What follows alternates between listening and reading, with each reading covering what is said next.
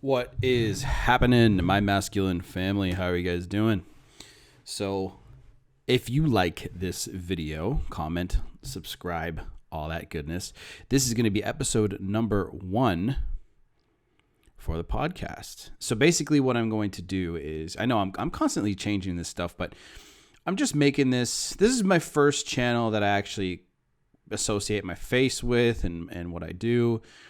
And I'm going to be expanding on that a little bit more as well. But this is going to be basically like me just talking about shit. So, yeah, if you guys like this kind of stuff, I'm going to put it in a playlist, and you guys can just listen to the podcast. And I can come out with episodes every single day. So every morning, every time I get here in the morning, I can come out with something. So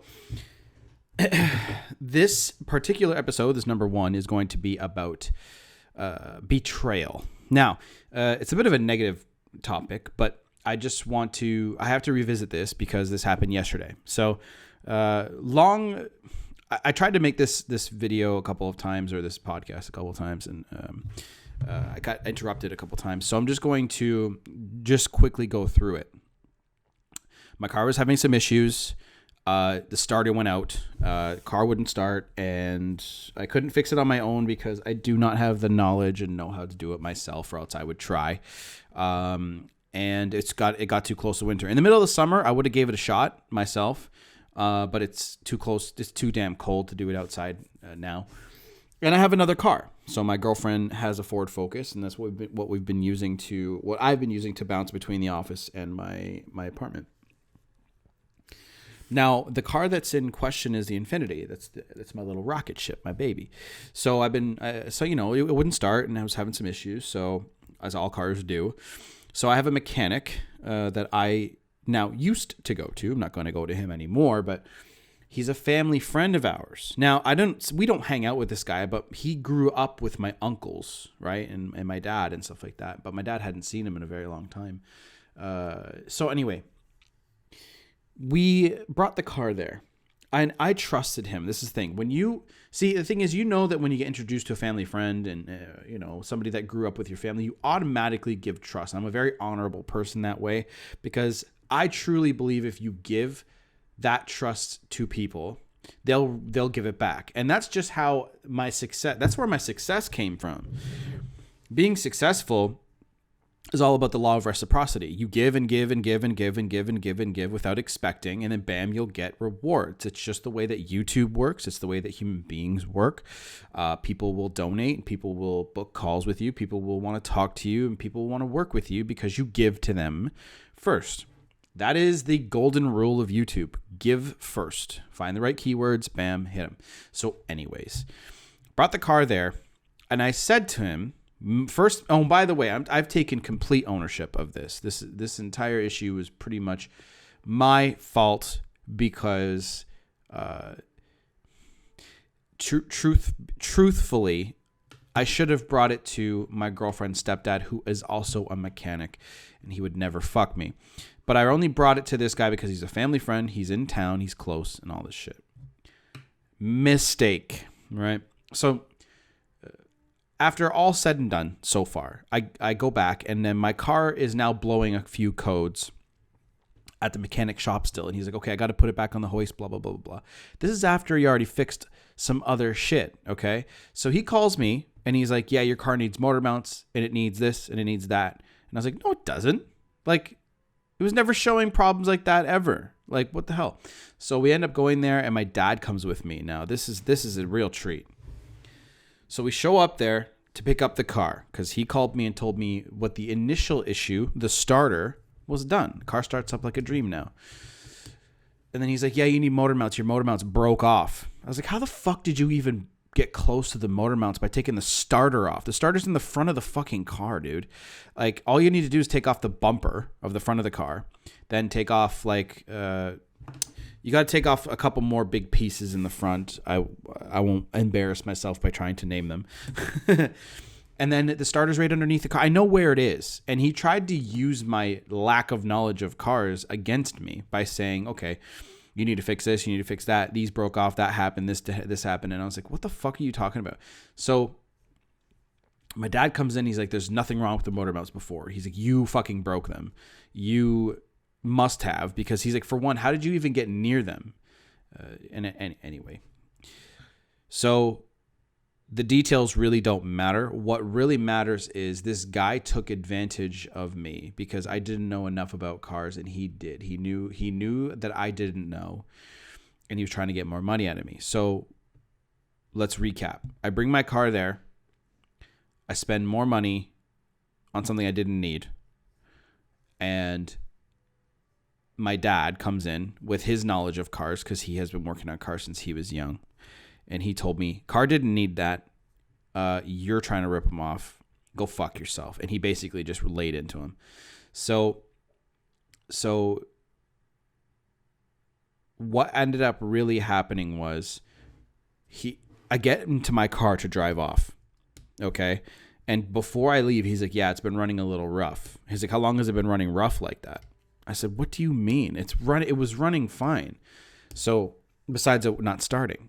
So I try to drive off, and basically the car's in limp mode.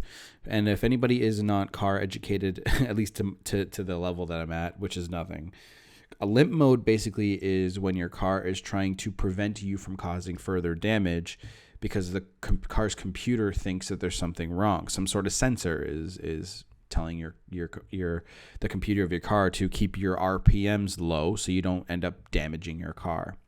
So it basically, what that feels like for anybody in the future who might, have a car that this happens to, you drive and you start giving it some gas, and basically what ends up happening is it just kind of it almost feels like you're hitting the brakes, but you're not, because your car will just go and it kind of just stops. Doesn't stop on a dime, but it slows you down heavily, as if it feels like somebody's pulling you with a chain, like right from behind, and you're trying to drive forward, but out of nowhere. So you'll be going 40, 50, 60, 70, and then bam, and this is kilometers per hour, not miles. And then bam, it almost feels like, somebody's trying to like pull you. That's what it felt like. And so I looked it up and all that, and basically my car's in limp mode, and then there's one code showing now. Something to do with the timing of my car. So I cleared the code and drove around for a little while. And I brought it to the shop that my girlfriend's stepdad is at. So now to rewind just a little bit, my dad honestly went off on this guy. And oh man, it was a sight to be seen. I wish I could have recorded it, but I wasn't thinking at the time. I just wanted to get the fuck out of there. This is the thing about practicing like Stoicism and all this stuff. Whatever happens is going to happen, right? And I just let it go because I knew that it was going to piss me off for days if I didn't just start letting it go. And my dad is not like that. My dad is very in the moment, heated, emotional, and he gets really, really upset, which is where I get it from. But I have to realize that it's just causing me excess stress, which is what I've been doing.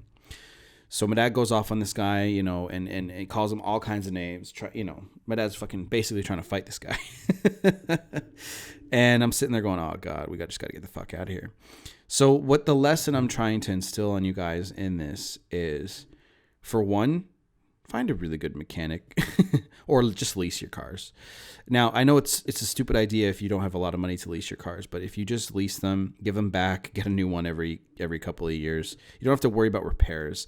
Get the extended warranty. You know what I mean? Like, just don't even bother dealing with that shit, because mechanics will fucking rip you off. Next, trust but verify. Okay. So if anybody in your life, my problem is I went into this thinking I could trust this guy because he was a family friend of ours. I didn't think that he'd fuck me. And I know people that listening to this are going to side with me, and they're going to say, look, bro, like something bad happened to you. But it's just, it's fucked up, because I thought that basically why it hurts and why it feels like this, like why I'm bothered by it, is because I trusted him. And it just feels like a betrayal. It feels like he tried to go out of his way to charge me so much money so he could have a good Christmas with his family. Anyway, the best thing in the world to do is to never give him any of my attention or time. However, the honorable side of me, the side with passion, the side of principle, wants to do something about it, right? But the other side, the stoic side, is trying to say to me, this is where my push and pull is coming from right now. Don't bother. He's not even worth your time. He's not worth your energy.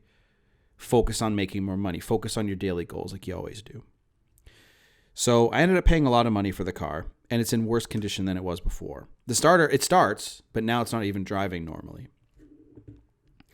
So, and who knows if I'm damaging my car by driving it, right? So I think it's a sensor problem, some sort of sensor or solenoid or something like that's going wrong. I don't really know. I don't know enough about cars to start diagnosing it. But what I want you guys just to take away is trust but verify. Make sure that you are always paying attention to just trust your gut, basically. Make sure that if you feel like somebody is fucking you, and if they're trying to get more money out of you or try to do something to you that sounds off or wrong, don't listen to that. Okay, it sucks. Sorry. I apologize. Listen to your gut. Don't follow your gut. And my dad told me, he warned me. He's like, this doesn't sound right. I'm telling you, I don't think your car needed motor mounts, and it didn't. I think he broke them, and I feel like a chump. I feel used. That's just how that's just how I'm feeling right now. But truth be told, I'm already pretty much over it. I just wanted to talk about it on the podcast. I wanted to talk about it and get it off my chest with you guys. But I also use this as a learning experience. And I said to my dad, I learned something today. He's like, good. He's like, because this will never happen to you again, will it? I said, fuck no. And he's like, I know that when you're knowledgeable about something, you're stern with people about it. And I was like, yes. He's like, you should really educate yourself more about cars and understand how they work and understand that, diagnose, and I will. But at the same time, I think in the future, I'm just going to try to avoid any kind of situation like this again. And I have enough money to lease the cars, lease a car and just bring it back every 3 years, 4 years, whatever the lease agreement is. And just fuck maintenance. Just let them fucking deal with it. Or fuck the repairs. Let them deal with it, right? My coffee is killing my gut right now. And that's it. You know what I mean? And again, I have two sides to me right now that are fighting with each other. There's the side of passion and principle and anger and the emotional side, which is just acid. It's just taking up space in my brain that doesn't need to be there. And then there's the side of the stoic side, the stoicism side, where I'm just, let it go. Whatever happens. And this is the road. Like I'm very calm now, and I was upset yesterday about it, as anybody would be, because of the amount of money I spent on this. And it just makes me want to just get rid of the car and just drive something new, something, quick new, and just pay monthly for it. But I'm not ready to go down that route yet. There's other things that I'm saving for, like my super gym. What the super gym is going to be is basically like a typical gym, but it's going to have car bays attached to it where I can work on cars myself.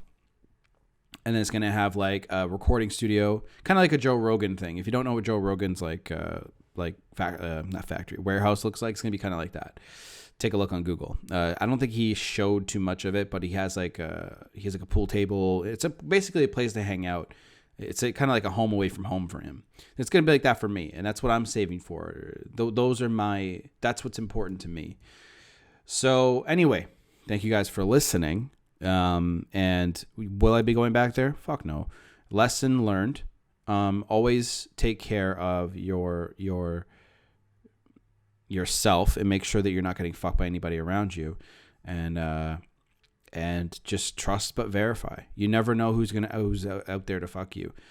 Some of the best people in the world put on a face like they're gonna help you and be nice to you and do whatever they can to be kind and whatever. But truth be told, everyone, like most 99% of people out there are out there for themselves. Very little people will go out of their way to help you. That's why you have to take care of yourself, take care of your money, have enough money where if somebody does try to fuck you, you won't get financially fucked over by it. Shit like that, right, guys? Anyway, I love you guys. Take it easy. That's podcast episode number 1, and I'll catch you guys in the next one for number 2 tomorrow. Peace. Always take care.